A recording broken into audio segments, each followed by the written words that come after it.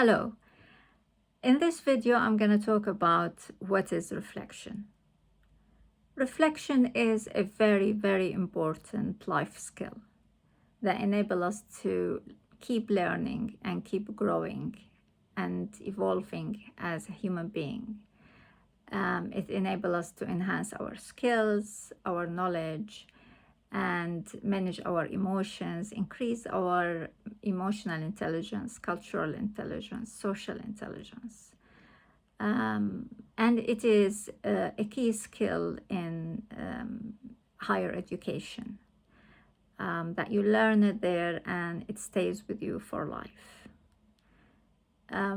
Now, in business, reflection is really significant because this is how we identify areas of improvement in our skills and knowledge, and then develop our development plan, make sure that we are growing all the time.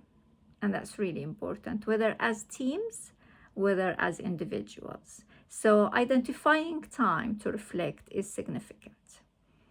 The same as young professionals starting their life through education, higher education, and early work.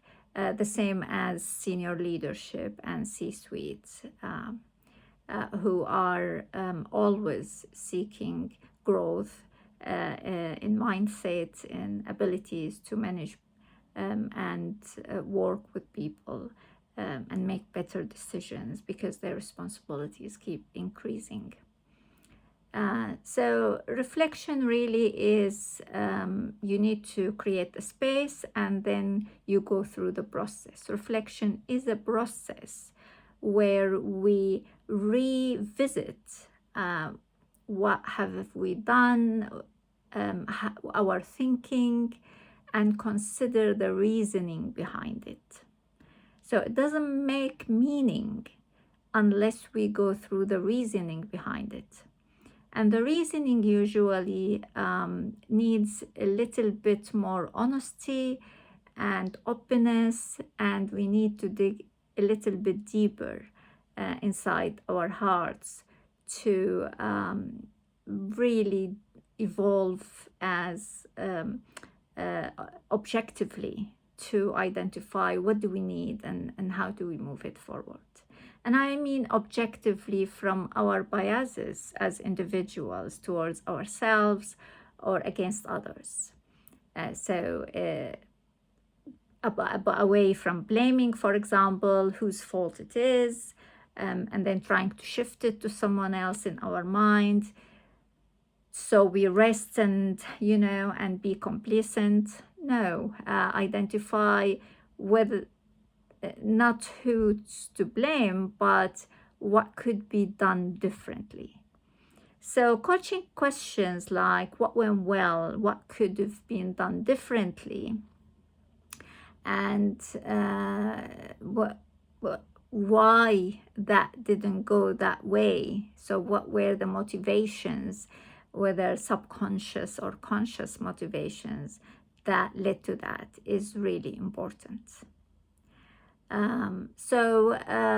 Consider these elements every time you act upon something, you make a decision. Make it a daily habit. For example, 5 minutes in the evening or early morning while you're planning. I usually reflect in the evening before going to bed, and it's natural for me to do that. But also there is an element of we can learn is reflexivity. Reflexivity means that we are reflecting as we are doing what we're doing. So as a coach, I can't help but, and I'm responsible to do that, to reflect while I'm in the process, to catch myself and be quite self-aware, to catch myself before acting. So if there is a trigger that could trigger me, I catch myself and I identify it, recognize it, and then move from it without reacting in impulsive way, to be able to allow the space for the coachee to flourish, for example. As a leader, of course, to catch myself before I let my stereotype or prejudgment, for example, or my mood influence my decision or how I'm behaving with colleagues. And as a student, to not let the situations around you take away from your focus, for example, and the learning and the teamwork, etc. So reflection is very important tool, and students in higher education usually get assigned assignments to reflect. Usually reflection is more useful, way more useful if it is structured. So you could use coaching questions to structure your reflection, or you could use a model to, like Gibbs, to cycle to structure your reflection. And write it down, because written reflection is way more effective, and you could go back to it, whether through journaling, whether through that structure of specific questions or specific outlines that you repeatedly repeat, and look at it again, and then maybe talk about it with good friends. That might help, thinking about how you're moving forward with what you decide that needed for your development. And with assessments, be open.